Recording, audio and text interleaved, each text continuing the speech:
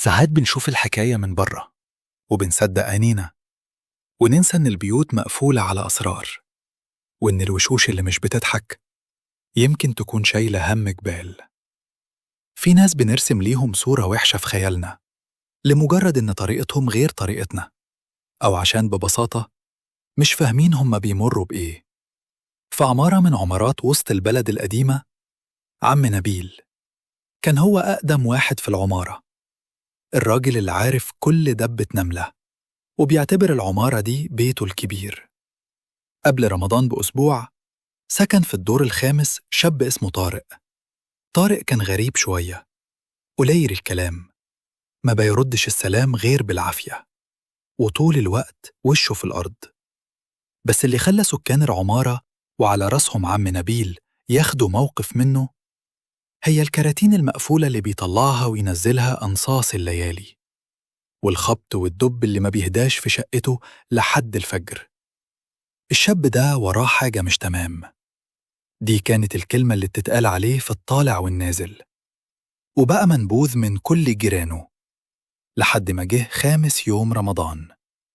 المغرب أذن وكل بيت متجمع على طبلية الفطار، والشارع هادي تماما، وفجأة صوت خبطة قوية جدا زلزلت السلم، كأن حاجة تقيلة وقعت واتكسرت.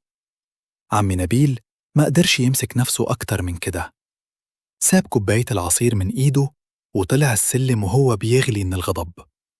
خبط على باب طارق بعصبية، وكان ناوي يطرد الشاب ده من العمارة الليلة دي. وأول ما الباب فتح، عم نبيل ملقاش الكلمات اللي كان مجهزها. طارق كان واقف بينهج، هدومه مليانة تراب ووشه عرقان. لكن المفاجأة ما كانتش في طارق، المفاجأة كانت في الشقة نفسها. الشقة كانت على البلاط، ما فيهاش كرسي ولا سرير ولا حتى كنبة. الحاجة الوحيدة اللي كانت مالية الصالة هي مئات الأكياس المتعبية رز ومكرونة، وكراتين شنط رمضان مرصوصة لحد السقف. وعلى حيطة فاضية متعلقة صورة لست كبيرة مبتسمة. عم نبيل بص لطارق بصدمة وسأله بصوت مهزوز: إيه ده يا ابني؟ أنت بتعمل إيه؟ طارق مسح عرقه وبص للأرض بكسوف وقال له: أنا آسف يا عم نبيل لو خبطت وزعجتكم وقت الفطار. كرتونة تقيلة وقعت مني وأنا بنزلهم.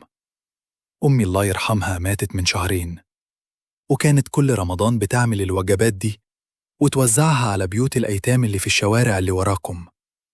ولما ماتت ما قدرتش أقطع عادتها، فبعت عفش شقتي وأجرت الشقة دي عشان رخيصة وأقدر بفلوس العفش أكمل نذرها. أنا بسهر أعبيهم بالليل عشان ألحق أوزعهم قبل ما الناس تجوع. في اللحظة دي عمي نبيل حس إن كل حتة في قلبه بتوجعه، حس بالكسفة من نفسه ومن كل فكرة وحشة جت في باله ناحية الشاب المكسور ده. من غير ولا كلمة عمي نبيل نده على ولاده، سابوا فطارهم الدافي وطلعوا كلهم يفطروا على تمرة واحدة مع طارق على البلاط، وفضلوا طول الليل يشيلوا معاه الكراتين ويوزعوها. الدرس المرة دي إننا نحكم على الناس من بره عامل زي الغمامة اللي بتعمي عينينا عن الحقيقة. ساعات بنقسى على ناس شايلة جبال من الوجع والهم لمجرد إننا مش شايفين الصورة كاملة.